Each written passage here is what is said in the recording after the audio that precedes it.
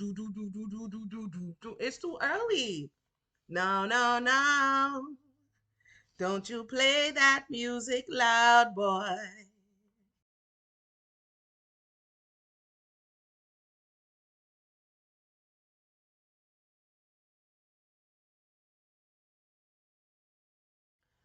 So the last time we saw our main character, Jackie, she was giving us a little backstory about why she turned so, right? You ever met somebody and you wonder what happened in your childhood?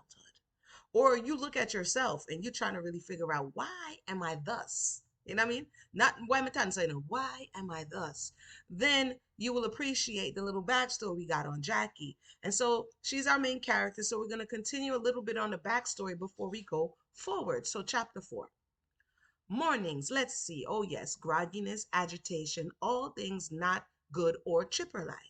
My eyes blinked repeatedly to remove the thin yellow crust that formed in the corners overnight. Dang, Jackie, that sleep that is, sweetie?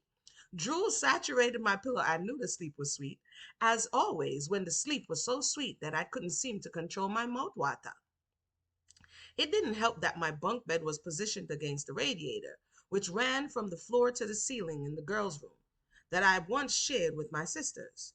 Whenever it was winter time, I would often awaken drenched in sweat. No matter how many times we complained, the landlord only provided two temperatures, freezing cold or hell hot. And if you're from up north, you know about that radiator heat, boy.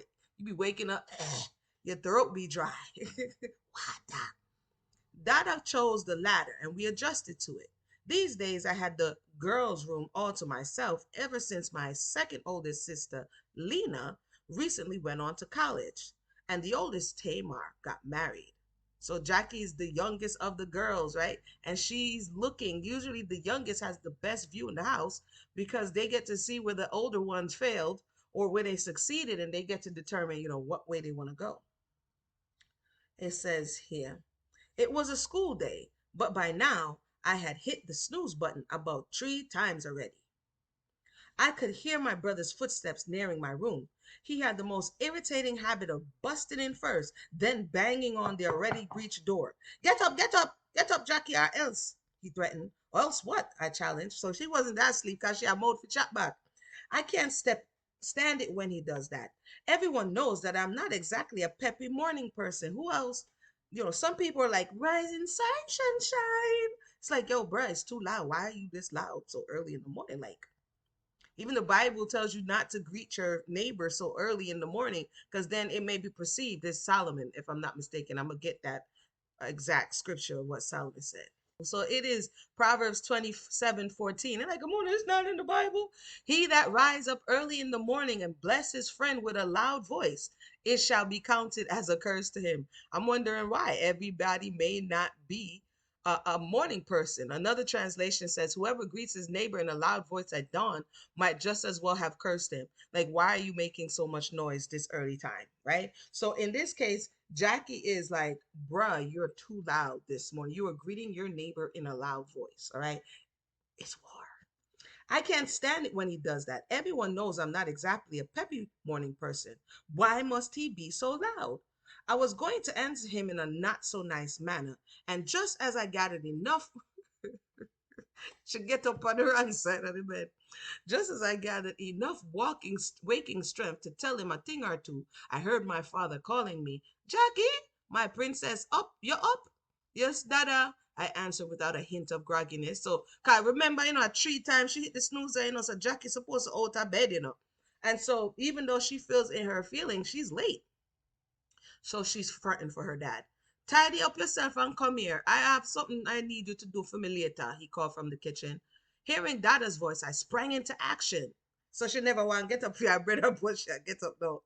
I hurriedly tidied up and got ready for school. I found my father seated at the kitchen table drinking hot cinnamon tea as usual and reading the morning paper. Cinnamon tea good for diabetes and blood sugar. It help regulate it. Look that up. So at that daddy over there drinking cinnamon tea. Mama was preparing breakfast. Morning, Dada. Morning, Mama, I chirped. Cause you have to say good morning or else. Morning, Jackie, they responded in unison. Hurry and have some tea and breakfast, said Mama. You are late and your brothers are getting ready to leave you. I was already halfway through my senior year of high school. Okay, because I'm like, what time frame is this? Not like I didn't write it right. So Jackie's in high school at this point. I mean, maybe we got you now. I was already halfway through my senior year of high school, and my twin older brothers were in their second year of college. Since it wasn't out of the way, they gave me a ride to school in the morning, but I was late. They would threaten to leave me. On days that they made good on it, I would have to walk the 7 blocks to school by myself. Unlike a lot of classmates, I really enjoyed school. I just couldn't figure out why it had to start so early. School gave me a chance to get out of the house and see children my own age. I packed a bite to eat, bid my parents goodbye, and grabbed an extra sweater on my way out the door. I rushed up the block to meet my brothers who were sitting in the car as it warmed up, so it's cold outside. Okay? The music streamed from the cracked window. I rolled my eyes while reaching to open the door. As much as I loved reggae music, it was too early for the bass line to stir and vibrate every cell in my body. So you know, so them over, do, do, do, do, do, do, do, do, do, do. It's too early. No, no, no. Don't you play that music loud, boy. That's what Jackie was singing.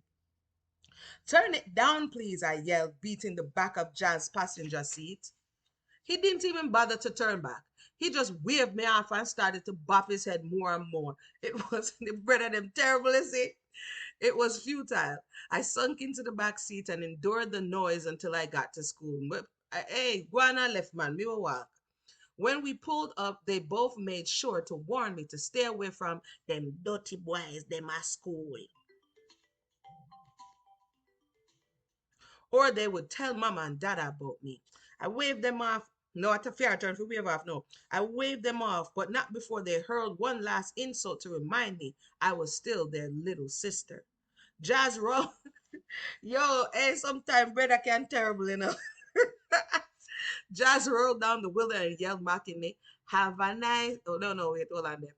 Have a good day, Maga Jackie." Are they trying to emotional damage? I could hear him and Marcus laughing all the way up until I reached the front of the school door. That means them a laugh off his can, you know. Jeez, I'm all them terrible stuff. And Mama would say I was a, as Mama would say, I was a very slender girl, not skinny or mager, but petite.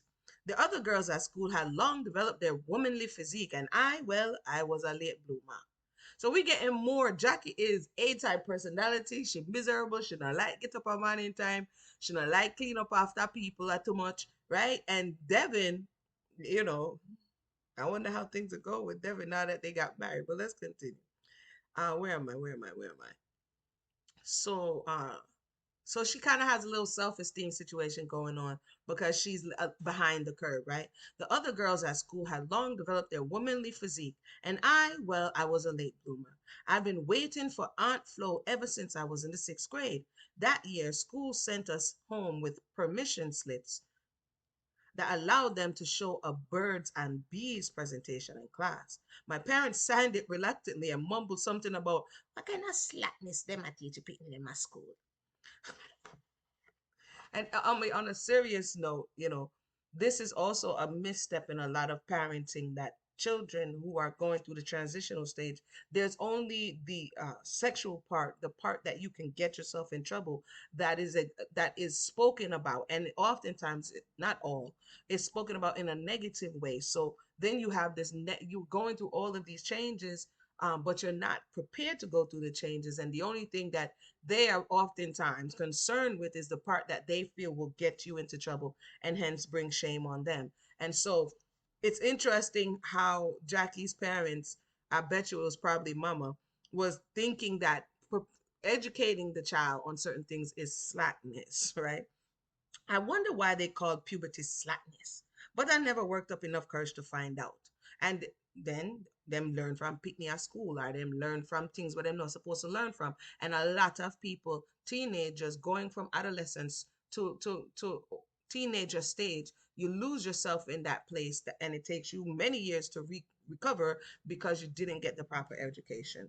Oftentimes, not always. But I never worked up enough courage to find out. For the next 6 years, my mother was silent on the matter of menstruation, and I watched intently for the day it would arrive. And I know, like, Amuna, that is kind of detailed.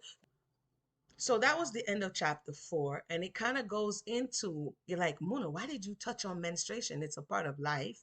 It's something that young girls often don't get educated on sufficiently, right? It just indicates to a lot of parents in certain cultures that this is when you can get yourself in trouble, right? This is when the responsibility can fall back on you, and the other parts are kind of like inconveniences. So it's interesting to see how Jackie's mother is silent on the matter until she's forced to have to say something. And it's also the anxiety that builds up in Jackie because she hasn't made that transition. It could have been something hormonal going on with her. It could have been anything, but she's maga, and she's slender, and she's all of these things, and she's not necessarily getting the proper emotional support that she needs at this time. So kind of that's why it's gonna come back around in the story why I wrote it in like that. But thank you for tuning in. Once again, this is Amona. Shout out to everybody who has bought the book Island Twist on Amazon. Let me know how you're liking it, because there is definitely some twist and turning at this. You understand me? I say? So until next time, one. Island Twist follows Jackie Brown, a young girl who finds herself head over heels for the new island boy at school in fresh outer yard, and Jackie has the fever. But as she navigates the ups and downs of her new crush, things quickly spiral out of control when her not so secret admirer becomes determined to sabotage her relationship. So check out the new novel Island Twist over on Amazon today. Now back to the story.